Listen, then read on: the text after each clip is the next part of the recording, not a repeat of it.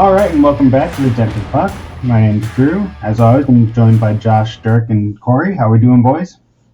Pretty good. I have the windows open. It's like 50 degrees in New Jersey, and it is the second week of February. There's no such thing as climate change. How's it going down there in D.C., possible, future actor of the year? Well, it's getting hot down here. It's like 60 already, dude. I went outside with a sweatshirt on. I'm like, holy crap. I took it right off and had to carry it the rest of the day because I've always said it's like an 8 to 10 degree. It's like an 8 to 10 degree difference between down in that DC area and up here at home for me. So I totally believe it. Drew, remember how you were saying last week about how there shouldn't be like an all-star game? Mm-hmm. After this weekend, I agree with you. Dude, I've heard so many bad things about the All-Star game. Like, the skills competition was 2 trash. years in a row. It was terrible, dude. It was white on white. It was white on white. Yeah, I went to sit down and I'm like, oh, man. Bad. I was like, let me watch Jack Hughes in the All-Star game. And everybody was wearing white. It was so dumb. Like, I get it, but you could have made 4 jerseys. I just want them to go back to 5-on-5, East versus West, or North America versus Europe, or whatever you want to do, and no, dude, just the game. Do like Major League Baseball does, or like they used to do. Make it for the Cup Finals. Make it worth something. They'll all play. They won't play 100%, but they'll play. Oh, I know. I mean, sure, but I just want East versus West. Oh yes, no, but that's the old school East-West 5-on-5 legit game and the Fox track system. No, we don't need to bring the Fox track system back. Always bring the Fox track system back. Was that when the puck had like a color to it and it left like a streak across the screen? Yeah, it had like a trail. It looked like I remember seeing that once. I'm like, what the heck am I watching? It looked like someone taking a marker across the screen and going. Yeah, that's basically what they did. We should see if we can reenact that or get that from Fox. Somehow we could have Haley's Comet. Yeah, I don't know. I mean, I think that the All-Star game definitely has value, but adjustments need to be made. It's just not worth it. And I did see one guy that was saying that he thought for the skills competitions to throw money, so it's like fastest skater win $100,000. Or whatever it is. So I don't know. I don't think I think the fastest skater is like a legit competition. So is hardest shot. So is most accurate. Like I actually didn't mind the surfboard thing. Like they actually it wasn't crazy.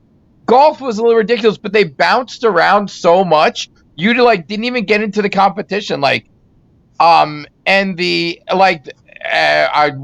the goal. I thought the idea of the goalie competition would have been cool, but the goalies could not score and had trouble hitting the net. So it kind of made it like a 3-on-0 every time. But yeah, I mean, if they get back to an original skills competition, a real original All-Star game. And maybe I'll spend my birthday there at some point. Yeah, well, with the All-Star game being over, that means that we are now in the second half of the NHL season. I don't know what's going to happen. I think Boston's fallen out of first. Aren't the Devils like second in the league now? No, I think we're still a couple behind Carolina. Actually, let me look. I think we're a couple points behind Carolina. The Devils behind Carolina. Was it? 6 points behind Carolina. Yeah, how many games? I think they probably still have a couple games on us, right? 1. Oh, do they? Yeah, so we won one back. They have a couple games on us, but like they had a massive streak in December where we just absolutely crapped the bed. But like I think we're 8-1-2 since in this year. So I mean, I don't care if we don't catch Carolina. I think Carolina has that type of team that they're going to be very tough to catch. It's like the Devils in the 90s. They play a lot of defense and they put a lot of pucks on net and they hope for bounces. Like it's a tough team to catch. I watch them. They're frustrating. I think the top 10 are Boston, Carolina, New Jersey, Dallas, Tampa, Winnipeg, Rangers, Vegas, Seattle, LA. Why would you skip Toronto? Was that intentional?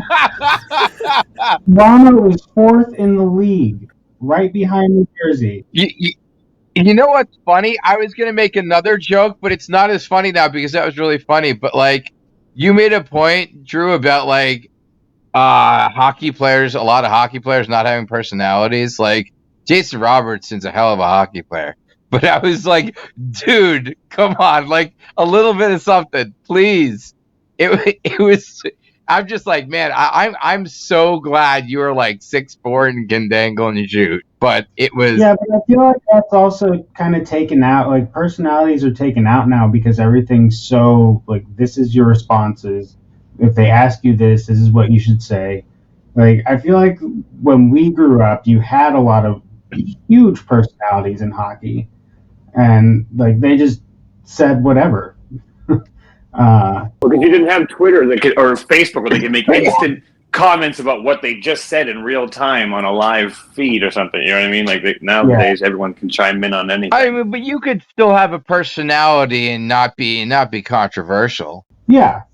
He was just so much more vanilla than I expected. Like I'm like I expect him to be like a funny guy, and he's just so stone cold, which is great for like a hockey player. But hockey player like we kind of there are some that we basically have great personalities, but there are some that are just so stone cold it's hilarious, and I've seen that too with the guys living in my house. Some of them just are they kind of have that crazy hockey player personality, and there are some that are just quiet, stone cold, and do what they need to do. Well, this week we had a really awesome episode. I feel like we say that every time, but we had Philadelphia Blind Hockey's founder, showrunner, Kelsey, on. I thought it was really cool to hear about how, they're trying to grow their sport there, how involved the Flyers are. I think they got a lot of cool things going on out there. Yeah, I was impressed with how much she talked about how much she thought having TBIs a part of their blind hockey organization and how much it would help because they were able to work with the coaches to help them to relate to the kids and to understand how to talk to them and how to communicate and things you can say, like you can't say over here or over there or it's right in front of you. That's my favorite. And she's a testament to how important like a good leader is in our sport for these local teams. As you'll see in one of our episodes coming up, she really, from the beginning, I was there at the first practice, and I went because I was like, I went to Murphy. I'm like, dude, I have to go. And he goes, why? I'm like, because somebody's got to go. I was like, I got to make sure this works. And I was in seconds. I was like, dude, you want to get on the ice? And he's like, why? I'm like, she's got this down, dude. Like they have the Flyers, they have the team support, they have the Flyers Warriors support. She's got it top to bottom, and she is all about it. And it was so great catching up with her. It was so great letting her get to know you guys. And she's going to be a great advocate for our sport and a connection, a connection to a good resource, like you said, Dirk, in the TVIs. Yeah, no, I'm anxious to see what that program produces because they got a lot of younger kids, which is what we need more of than us old timers. We need some of the young kids that are enthusiastic and want to be in this, and if they have good coaching and good direction, people that are used to be, trained to work with people with visual impairments, I think is really going to just increase the kids' interest in the sport and keep them hooked on it and keep them coming back for more. Not that other programs aren't doing their thing. I just think it's a great example to find, and if you can get TBIs involved with your sport, that's awesome. I think this is the first time we'd ever heard of it actually being involved with a direct team. Yeah, absolutely. It was a really good conversation, and we hope that everyone enjoys it as much as we had having her on. How did you first of all? So you're a TBI, is that correct? You work with the blind kids and teach them Braille? Yeah. So I work at Overbrook School for the Blind. I went and got my degree at Kutztown University, and I haven't left Overbrook since my student teaching.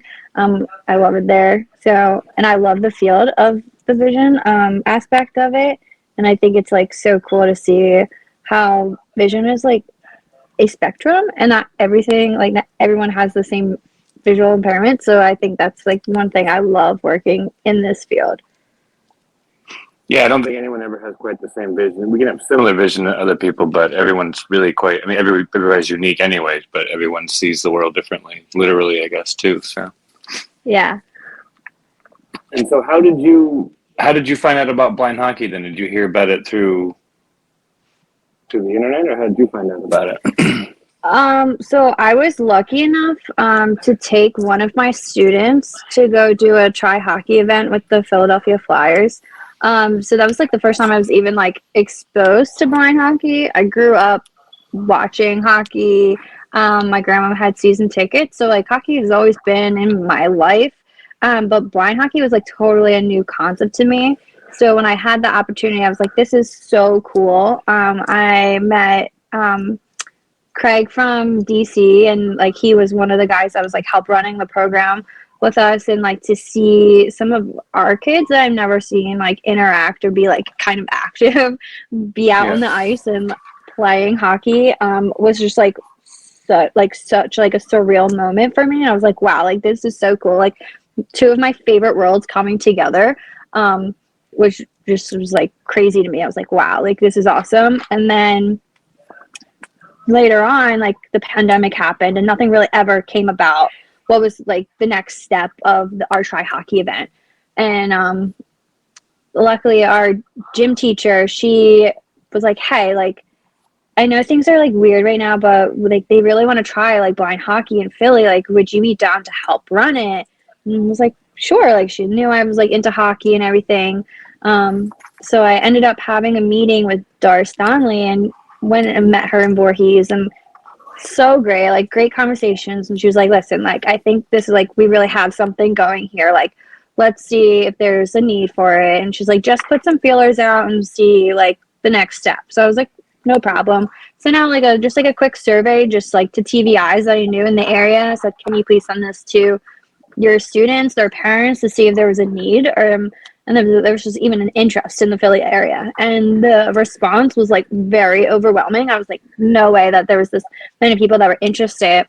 And then just from there, we just went on and did try hockey events and haven't stopped since. And it's just been great. So do you guys have like regular practices now and everything, or? Yeah, so now we have regular practices. They practice 2 times a month, just for an hour on Sundays, and it's just been great. They've been learning just like the basics, and I think all our players have never played a sport, or they've never skated before. Probably never done a whole lot of.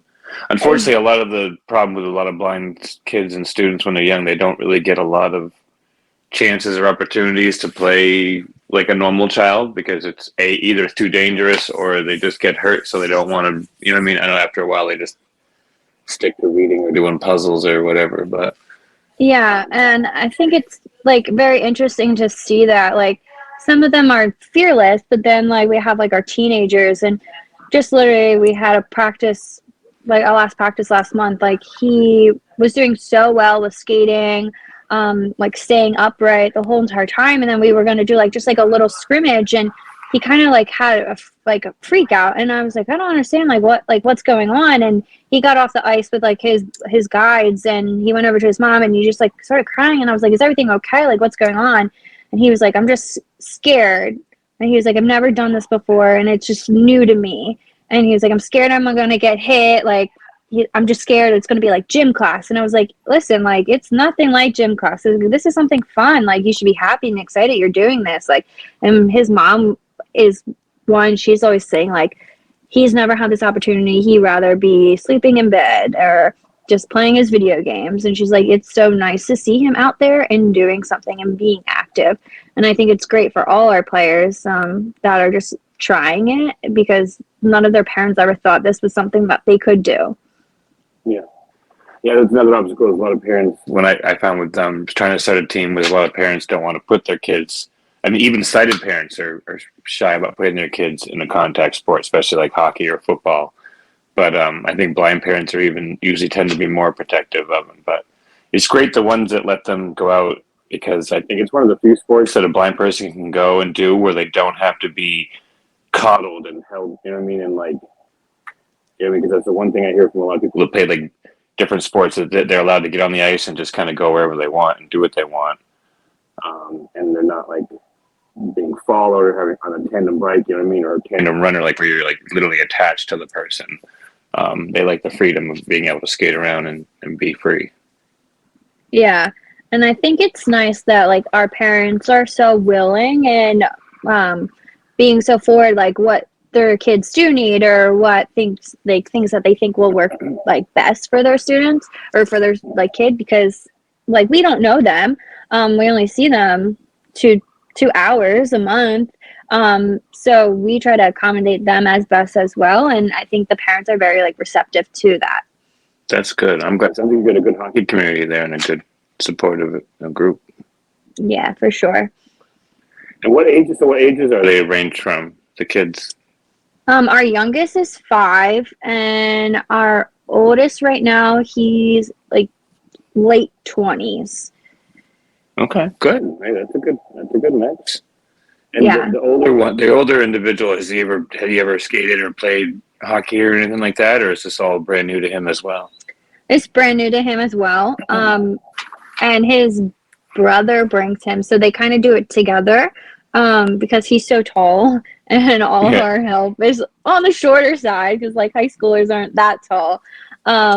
So his brother comes and takes him, and like he's been doing pretty good. I do like feel kind of bad because he's always like, "Are there gonna be guys my age coming?" And I'm like, "Yes, we're working on it, I promise."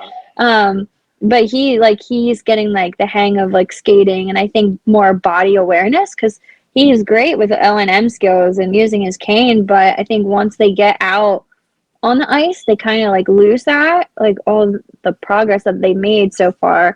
And his body awareness has been getting a lot better, and he like understands like how to fall now. And I think that's like one thing our coaches have been doing such a great job with is allowing them to fall and like what's a safe way to fall and how to get back up on their own, which is something like I admire because that's something I always fear. Like, and I have sight, so like I don't get out on the ice and skates because my biggest fear is falling. But like they're fearless right now, so I give props to our coaches for helping with that as well. Sorry, all I was saying was it's good that you're teaching kids the kids how to fall, because literally that's the first thing you teach sighted kids is how to fall down, and you teach them that it's okay to fall and how to do it safely so that they don't hurt, and then teach them how to get back up. So no, you basically teach them the same as you would any other group of kids, as far as that goes anyway. So that's a good lesson to learn.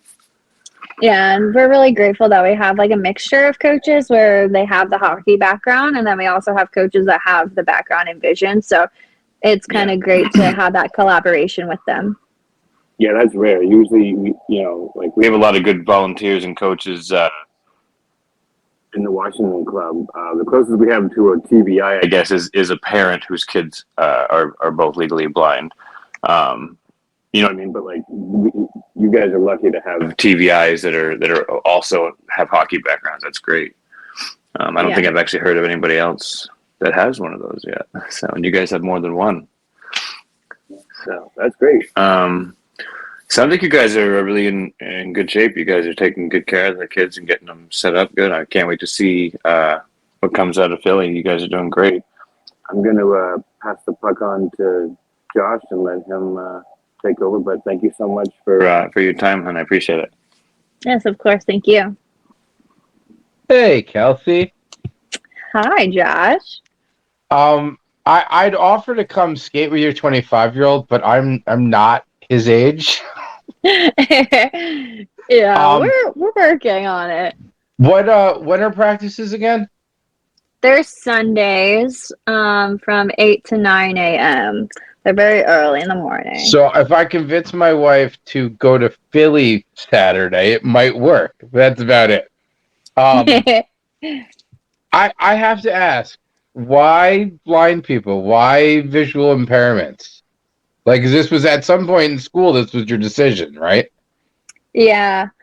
Okay, so when I went to Kutztown, I was just a special ed major.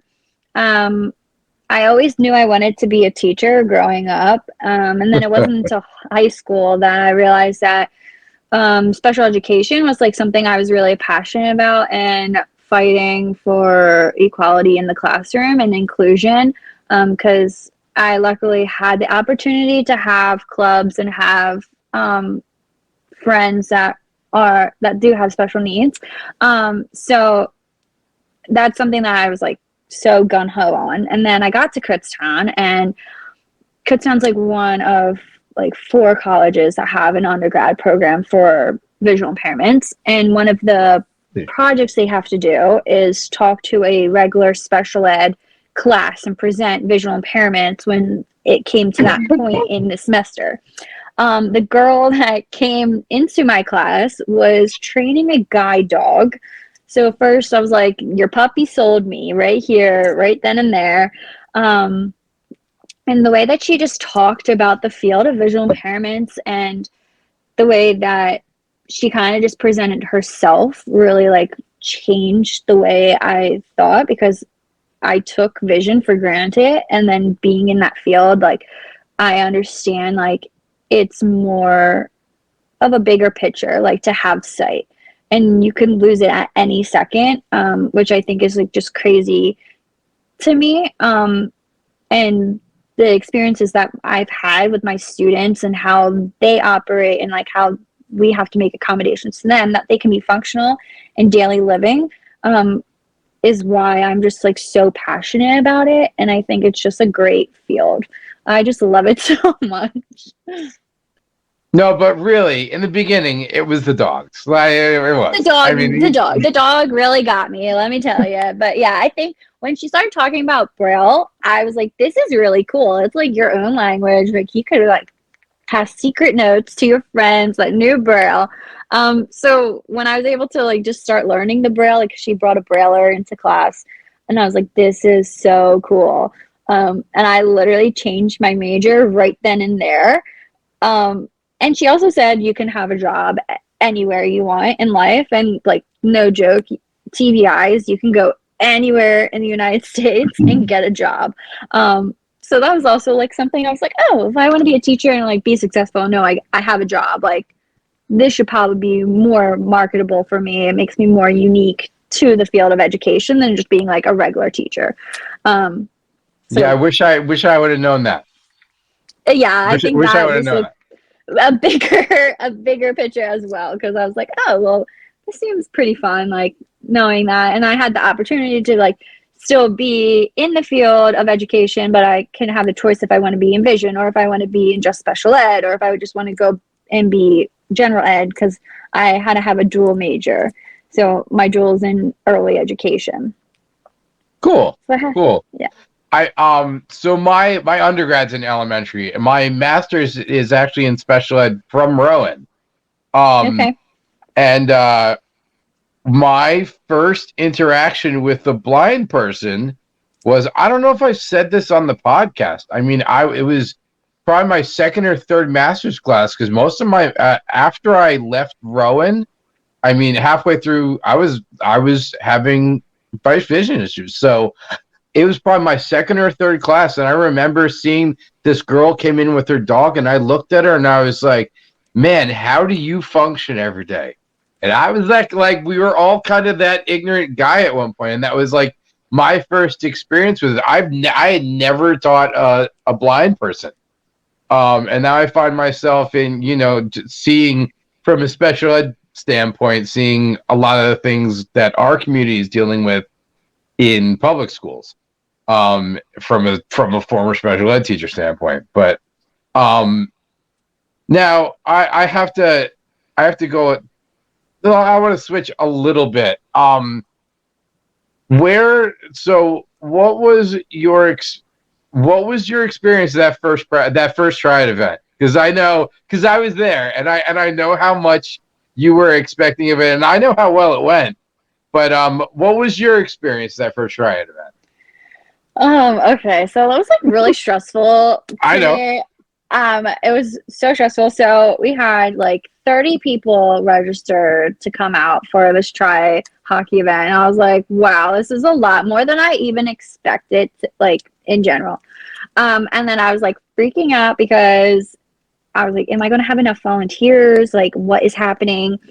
And I'm now like day I see like the weather forecast like that week, and it's like chance of snow, and I'm like, are you kidding me? So I emailed the rink, and I'm like, hey, like, do you have like, is it gonna like, are you closing? Like, I was just like, didn't know if there was like a snow plan, like basically.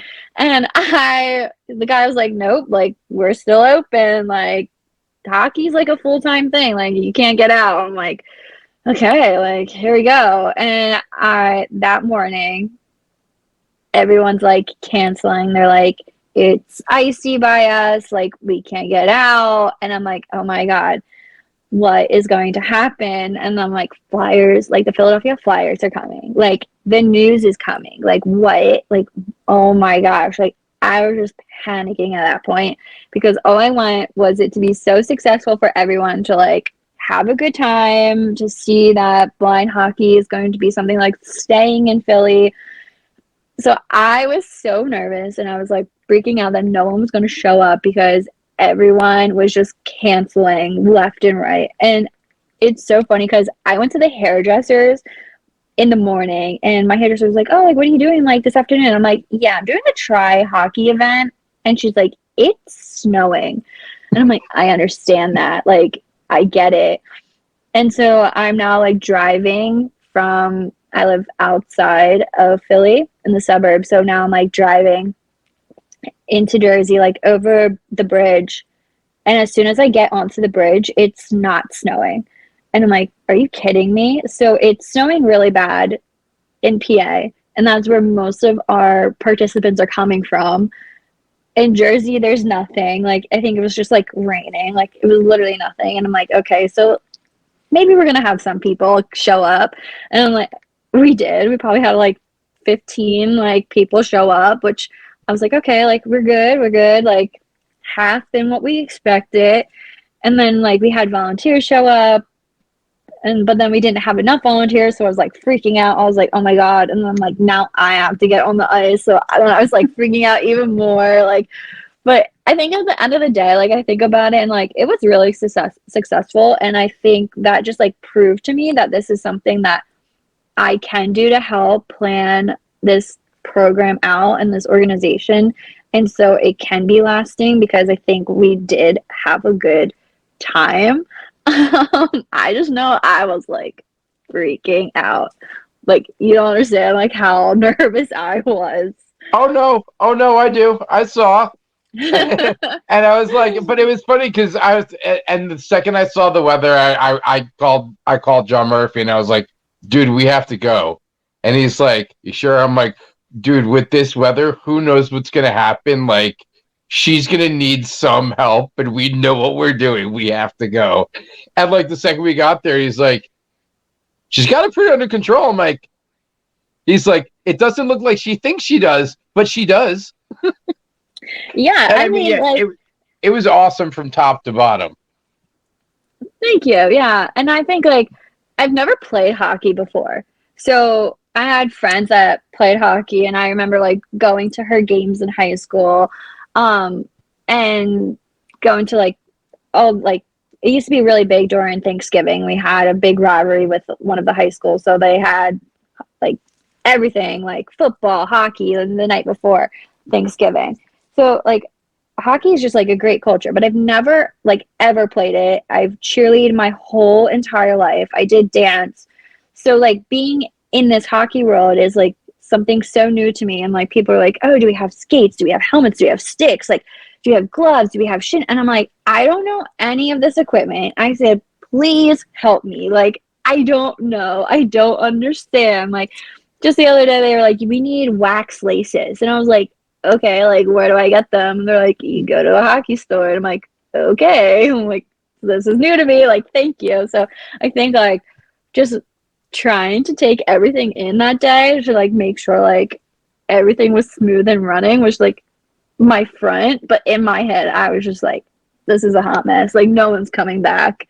We're not going to have a Philly team. Like, this is worthless. Like, oh, I was like, I can't believe this is happening right now. I mean, it was great, and I mean, you even got a personal shout out from an NHL player. So you're miles ahead of we are. Thanks. Yeah, I was like trying, like gotta just like be calm, cool, and collected sometimes. But like it's okay to have those moments. And I mean, look at that. You're already on your second Super Bowl bracket too. I know. If this comes out on the Friday before Super Bowl, but if anybody is hearing this and wants to get in the Super Bowl bracket, there may be some spots left in Philly blind hockey's second Super Bowl bracket. And that was that was a gimmick that Josh didn't think of, that I'm very jealous that you did think of. And I'm glad you're making money off of it. Thank you. Anything for money. Yeah, I think Go ahead, I'm sorry. Like, I never realized how expensive like hockey is. Like, it's such an expensive sport.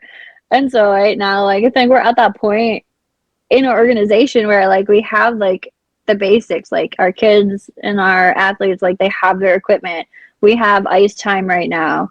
And we're like, okay, how are we gonna like prolong this organization? Like, we need the money. So we were like trying to figure out like what's an easy fundraiser right now that's happening. And then we're like, okay, Super Bowl, like that's pretty easy. And like I feel like everyone does like Super Bowl pools, like, and I'm like, now that the Eagles are in it, I feel like more people should be like, yeah, we're gonna support Philly all the way. And I'm like, yeah, please come, like buy a square. So I was like so excited that we actually had one bracket like filled out, and then there was people were just like, well, can we still buy spots? And I'm like, are we doing this? And like everyone on our board and our coaches were like, yeah, let's do a second one. So I was like, all right, we're doing it. Like, here we go. I mean, I wanted to do it, then I found out the Eagles were in it. So I mean, I'm also my ex is also in one of those Eagles fans. So I kind of have a take a distaste to Philly sports. So I'm not an Eagles fan, so like I'll support them because I like some of their players, but I'm not an Eagles fan. See, I knew I liked you for some reason. Just don't ask me what team I like. So. Oh, I mean, it's the Flyers. So, excuse me. Thank you so much. I'm so excited that you're part of this, East Coast group. I hope we can get you guys out to an event sometime, hopefully in October. Yeah, that's our game plan. Our goal is October, so that's what we're really striving for. Awesome. I'm going to throw this over to Drew for the third period. Thank you so much, Kelsey. Thank you so much. I kind of who your team is. Okay, well, where do you want to start? No, who your football team is? If it's not the Eagles. Oh, I don't know. Wait, sorry. I already thought you might be in trouble for saying you're not an Eagles fan. Is this going to get you in more trouble for saying who you do like? Maybe if you can. Oh God, please be a Cowboys fan. Oh, you can think of who the rivalry with the Philadelphia Eagles is, then you know what team I like. She's a Cowboys fan. Giants? Not the Giants. Josh is right. It is the Cowboys. The Giants won't get you into that much trouble. Being a Cowboys fan in Philly will. Yeah. Oh, that's dangerous. Very dangerous. I went to one Eagles and Cowboys game. I literally hid all of my Cowboy stuff. So everything else that I had on was gray. So you couldn't even tell. It looked like I was just neutral. Oh, that's a smart move. But I had my jersey on. I had blue like sweaters on because this game was like freezing. Like it was like in the negative degrees. It was New Year's Eve, I'm pretty sure it was. So it was so cold. So I had a bunch of layers, but all of my Dallas layers were hidden. And I was like, it's fine. No one knows. Like, so I didn't get beat up. I didn't get booed out. Like, no one knew. So that was a good thing. I was like, yeah, but I would never wear my Dallas stuff in Philly in public at a game ever. I'm a Jets fan, but I'll wear Cowboys stuff. Just give me an extra cane. And then, I mean, if somebody tries to pick a fight with me at that point, it's a big problem. Yeah, Philly fans are ruthless, and especially if you like Dallas, so I don't highly recommend it. So are you from Dallas? Are you from Philly? Are you from Dallas? I'm from outside of Philly. I am in Horsham, it's called. Okay, interesting. The Cowboys. I'm from Texas. I don't really follow football anymore, but I grew up with Aikman and that generation of Cowboys teams. I find it fascinating that someone not from Texas chose. What made you choose the Cowboys? Oh, okay. So this is like kind of embarrassing. So I've cheerleaded my whole entire life, okay? And I want to say it was 7th grade. I wasn't doing so well in math class, and I was like, I don't need math. Like, math is pointless. Math is so stupid. And I would go to library and like just Google like the Dallas Cowboy history and learn, because to become a Dallas Cowboy cheerleader, you need to know everything about the organization. So I wanted to be a Dallas Cowboy cheerleader, and ever since then, like I haven't like looked back. So I've been a fan since 7th grade. I remember my teacher, I had a parent-teacher conference, and my mom was like, oh my God, I can't believe you just said that. Like, you wanted to be a Dallas Cowboy cheerleader. And I'm like, yeah, I do. That's like something I really want to do. Never tried out though, so it's okay. It was just like a dream I had growing up, but I just been a fan since. All right. Hey, no, that's cool. I know that there was a maybe it was a documentary. There's some TV show that was like becoming. Yeah. Yeah, you know what I'm talking about. Those ladies are fantastic, and I could not do half of the things that they do. So more power to them. Yeah, definitely. Okay, so now that we've outed you on our show, hopefully you're good. So so you're from around Philly. Does that mean that the Flyers are your hockey team? Yes, born and raised on Flyers hockey. My grandma had season tickets for the Flyers, then she had season tickets for the Phantoms when they were in Philly. So I've just grown up with the Flyers. So who was your favorite player growing up? Danny Briere is like the first player that I like truly like was like a huge fan of. Gagne, when I was younger, definitely was like a favorite, but Danny Briere, I will like always say he is like my all-time favorite Flyer. Okay, yeah, I can see that. Were you around during like the Lindros and when the Cavalier was there? Or is that? That's before no, that was before me. Yes. Yeah. Okay, that's what I figured, but. Yeah, I've got a soft spot for the Flyers. I'm a big fan of Wayne Simmons and Claude Giroux. And now Wayne Simmons is a Leaf, so that's even better for me, but here nor there.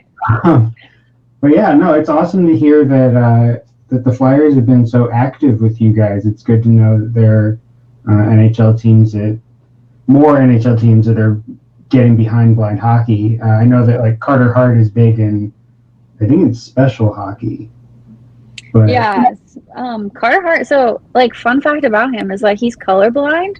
Like, that's not a visual impairment, but like he is colorblind, and I had no idea that until like I read about this, and like he made a connection with one of the students at my school when we had the skate with them, and he can't see orange. Okay.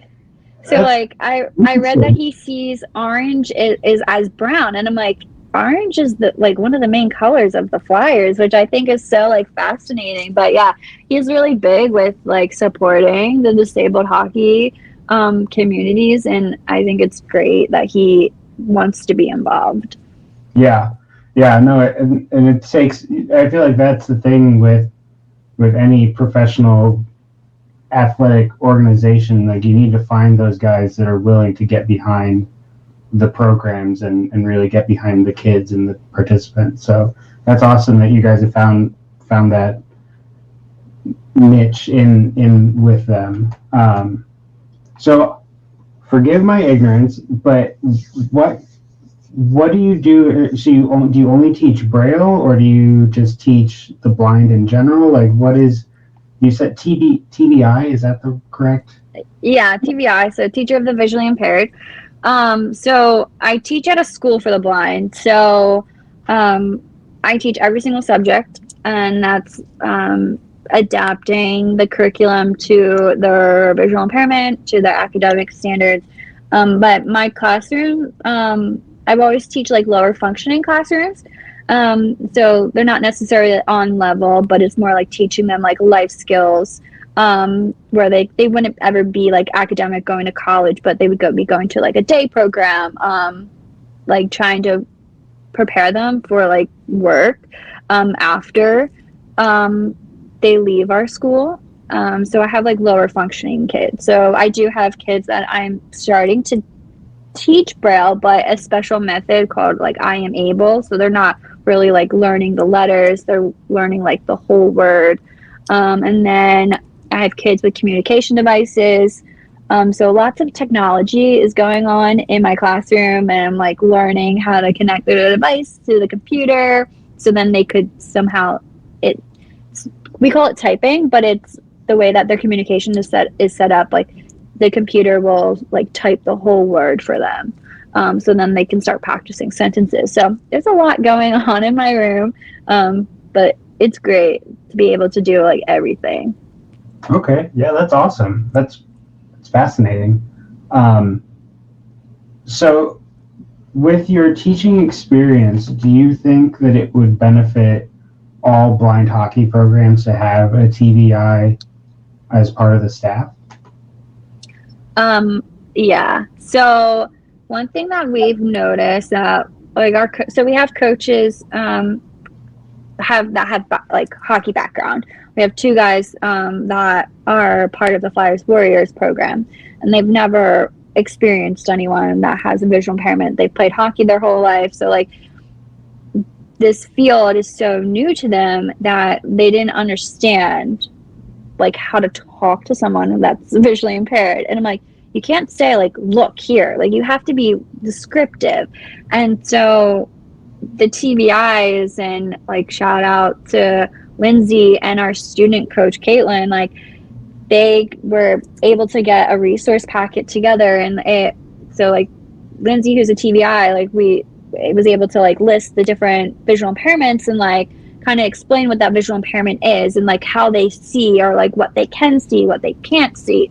And then Caitlin like went and did like hockey terms and like kind of broke it down for like our TBIs that don't have that background in hockey, but it's able for them to understand. And then we then made it like a rules of blind hockey and what are the classifications for blind hockey, and just so then it like all ties everything together. And we've been sending that to the teams, that the high school teams that we've been working with, and for them to understand like where our players are coming from and the coaches. And it's just been, I think we've been getting really great feedback from it. And I think allowing to have a TBI being a part of, whether it's the coaching staff or just like the board, like just so that everyone has that kind of knowledge of the different impairments, like has been so helpful, and it's been very successful for us at least. Yeah, and so you don't go on the ice with them anymore, but are you at every practice? Are you kind of facilitating that as well? Yeah, so I'm at every practice. Like if I have to go on the ice, I will. But I leave my skates at home, using air quotes, leaving. So it's not that I don't like skating, I just like don't want to fall. And we have a Anna, I'm gonna out her, so love her to death. So her background is TBI, she's a TBI, and she gets out on the ice, and I give her props all the time. But when I see her falling, I'm like, see, that's what I'm scared of. Like I'm gonna look like the idiot rolling on the ice, like can't get up, like someone's gonna have to come pick me up. Like so I refused, not that I refuse, I just don't like going on the ice. But I'm there at all the practices, making sure like all the kids have all of their equipment, making sure everything is still fitting them, because I feel like kids grow so fast. So we just have a whole stash of equipment that we've been doing, and like making sure everything is all together. And that's talking to the parents, trying to get sponsors to come out and to see our program, if they would be interested in sponsoring us. So I'm more of like behind the scenes, but I am there at like all the practices. And then like making sure we're taking photos and videos and like capturing everyone is what I do there. Hey, that's just as important, if not more so. And I definitely get the falling fear. Not that I have the luxury of having that, but I have hit my tailbone plenty enough times that I do not look forward to it. Yeah. So in your time as a teacher at the School for the Blind, are there any tools that you guys utilize that you think would benefit us, that benefit in teaching blind hockey? I think like allowing the players to like hear coaches and kind of be prepared. So like we have tactile rinks that they're able to like feel where the blue lines are and the nets and the goals and like everything, just so then they kind of have an understanding of the ice, because not everyone can see the lines, and just being open and like allowing them to like ask. I think one thing we're really big on is like self-advocacy, and like if they need help, they need to like use their voice. And I know that's something like I have said to the coaches, like you need to like allow them and make sure like you're using descriptive words so they can understand, like know your left and right, even though that sometimes is like very forgetful, just to like help them be better. And like I'm sure like their TBIs and their O&Ms are like thanking us because like we're reinforcing those skills as well. So yeah. Okay. I guess so. My last question for you. You said you have these questions that the coaches ask. Are there anything? Sorry, let me try that again. Is there anything that we as players should make sure we communicate to new coaches the first time we meet them, whether it's before practice, during practice, after practice? I think like it's okay for like a coach to ask a player like, what is your visual impairment? I feel like as a TBI, that's something that we kind of teach our students to like be able to answer that question and like allow the athlete to answer that and be like, hey, like I don't have central vision, or like I can't see out of my left eye, or like my field of vision is less than 20 degrees, and like kind of try to like have the coaches understand that, because if someone doesn't understand visual impairments and they like, and you seem like a typical adult that can see, like in reality, like, oh, I can't see colors, or I just see shadows, like bright lights, like, so just like allowing to help and like facilitate that conversation with the coaches, and allowing to like say like, hey, what's your name again? I think right now we're like really big on like, okay, like everyone go around and say your name, just so like everyone's familiar with each other and with their voices, because like we don't see that each other that often, and like they could forget or they just don't remember someone's name. So I think it's like allowing the athlete to answer questions and being okay and being open to like that vulnerability. Yeah.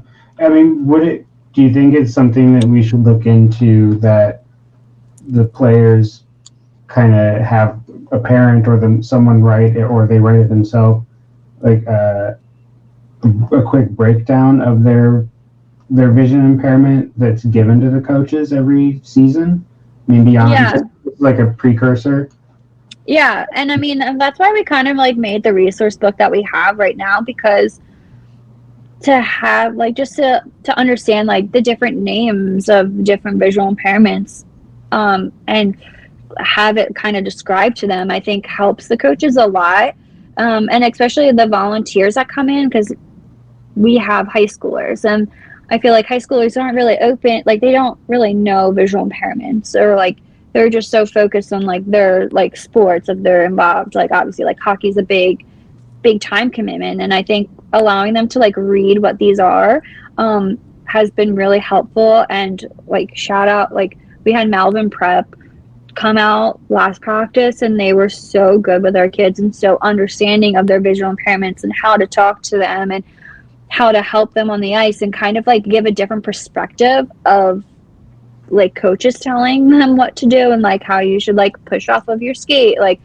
this way versus like just walking, and you're not just like being a penguin and waddling. So I think like being able to provide a resource for the coaches that might not be able to understand visual impairments is something to definitely help and like look into. Okay. Yeah. So where can the listeners find you and Philly Blind Hockey? What social media outlets are you guys on? Yeah, so we're on every social media. You can find us at PHL Blind Hockey on Instagram, Twitter, Philadelphia Blind Hockey on Facebook, TikTok, and we're just starting YouTube Shorts, so let us know. Awesome. And do you have any people you want to shout out before we say goodnight? Yeah, I just want to give a shout out to the whole coaching staff. They are great over at Philly Blind Hockey. So Joe, Caitlin, Craig, Brandon, Anna, Rachel, like shout out to you guys because you guys are making my job so much easier for this program to run. Awesome. Well, thank you so much for taking the time to come on. I really appreciated it, and it was kind of fascinating to learn how someone that is immersed in the blind community is taking on this challenge. I don't think there's anyone much better suited than you. So good luck, and I'm looking forward to getting out there at some point in time. Yes, thank you for having me. Come out to Philly whenever you feel like. It's a great city. I'll be there. And don't you worry, as a 7th grade math teacher, I'm glad you chose the Cowboys cheerleaders over 7th grade math. Thank you. And on the other hand, I absolutely would have called you as a future teacher in that too. I could have told that about you at like 12, 13 years old. Absolutely. Thank you so much, Kelsey. Yeah, thank you for having me. Thank you. Absolutely. Thank you, Kelsey.